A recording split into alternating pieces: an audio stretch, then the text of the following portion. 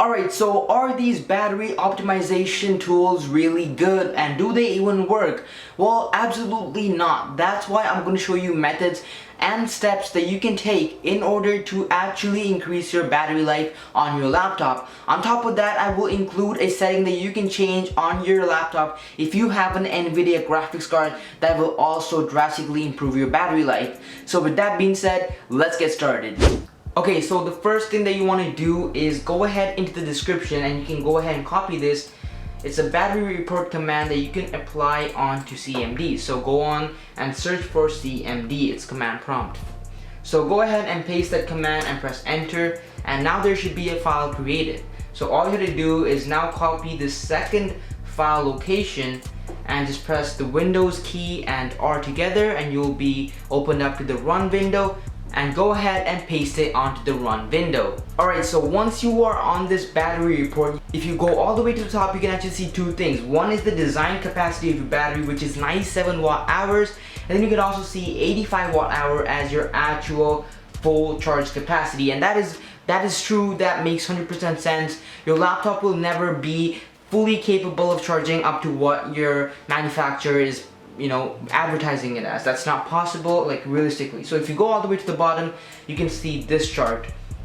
So this will show you, if you go right there, so as you can see, it shows your battery capacity history. So when I first got my laptop, it started with about 87 watt hours of battery, and with my inconsistent charging cycle, now it has a consistency of about 85 watt hours of battery. Now, how can I actually get this back up to 87 watt hours? And by the way, I can't go beyond 87 watt hours. That's just my max limit. But from 85 to 87, that is a possibility. And how I do that is by getting my computer or my laptop to fully die. Just leave it idle until it fully dies. And then when you turn it back on, it'll say that your battery is low. Do you want to proceed? Then you press continue and you boot back into Windows. Then you also let it die again. So after it dies for the second time, the next time you turn it on, you won't be able to go to Windows, but you can go into the BIOS. So make sure you press F12 or whatever key you press for the BIOS. Head into your BIOS and leave your laptop on the BIOS without charge.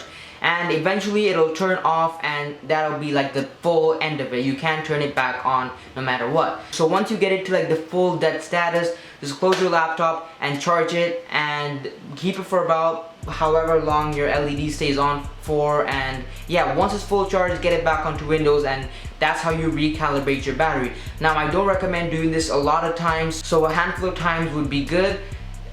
Any more of that, you could actually start damaging your battery. So anyways, moving on to the next step. So the next thing is super easy. All you have to do is right click on your battery and just go to power options.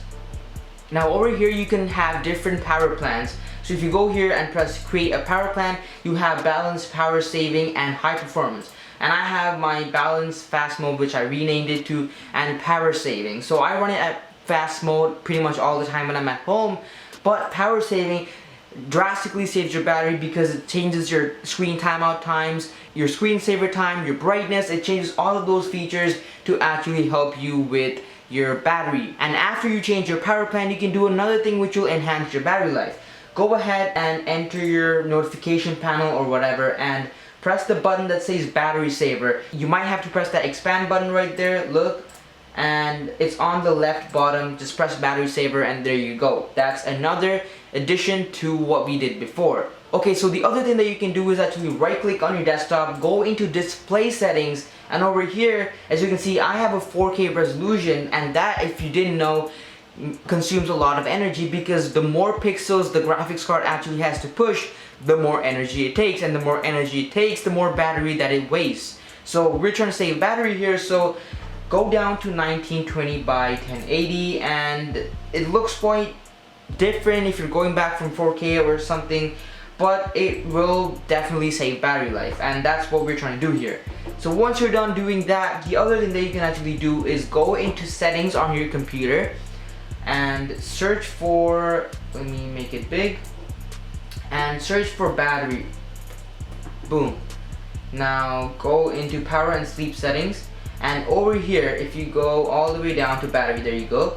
This is where you want to be, and if you press the button that says see which apps are affecting your battery life, Windows will tell you which applications that you use are actually consuming the most battery life. So as you can see, Adobe Premiere Pro, Google Chrome, they're like the biggest things that are affecting my battery life. Well, something like Premiere Pro, there are no alternatives, so I have to be forced to use it. However, Google Chrome has so many alternatives that I can use. So right now I'm using Google Chrome Canary, but if I'm on the go and I'm trying to save battery, the best option for you, whether you like it or not, is Microsoft Edge. Microsoft Edge has an insane optimization going on with Windows 10, and it works really well together, and at the end of the day you will get a lot better battery life. Opera also has a decently good battery life saver, but as far as my experience has gone, Microsoft Edge has served me the best battery life ever. Another thing that you can actually do is go into your notification panel once again and make sure that you have location and Bluetooth turned off. It'll be better if you also have Wi-Fi turned off, but in a realistic situation, Wi-Fi is kind of necessary and I can't really expect you guys to have that turned off. So try to have Bluetooth and location turned off. So one last thing before I get into the bonus setting that you can do on your NVIDIA graphics card. So the last thing before that is your mail settings. So if you go to your Windows mail options, and if you go to settings right there, go into the option that says, let me see, manage accounts. Find your account, Gmail, Hotmail, whatever it is, and press change mailbox sync settings. Now over here, the option that says download new email, go ahead and put it to either manually or every 2 hours. Because right now, your laptop is constantly checking for new emails all the time, and that just wastes your battery. So the last thing that you can do on your NVIDIA graphics card for your laptop is right click on your desktop and head into the NVIDIA control panel. So as you can see right now, my preferred graphics processor is the high performance NVIDIA 1050 graphics card. You want to change that to integrated graphics. So that means whenever you're doing your regular work, web surfing, Microsoft Word, whatever it is, your computer will be using your integrated graphics card, which is in my case the Intel HD graphics. Now you're wondering, hey, if I turn my graphics into the HD graphics from Intel, how will I ever play video games? Well, if you go to the other tab that says program settings, alright, so once you head down into program settings, you can manually find applications. So let me show you an example. So if I go down, so when I pick Assassin's Creed Origins right now, it says the preferred graphics processor for this program is integrated graphics, right? So you want to manually choose high performance NVIDIA performance, and boom, there you go. So now your laptop will be using your Intel graphics for pretty much everything except your hand selected applications, which are your games and Premiere Pro and stuff like that. So let me go to Premiere Pro and change that also to high performance NVIDIA processor. And those settings will actually help increase your battery life. Those battery optimization applications, I believe, are just really bad and don't do anything good. In fact, it makes things worse for yourself. So these are genuine settings or options or methods or whatever you can do to actually genuinely increase your battery life, and I hope it actually did. Alrighty, that is the end of the video. Thank you guys so much for making it all the way to the end. If you guys did enjoy the video, be sure to drop a like, subscribe, and also turn on post notifications so that you'll be notified when I release future videos. So with that being said, this is Tech Alpha signing out with today's video. See you guys in the next one. Peace.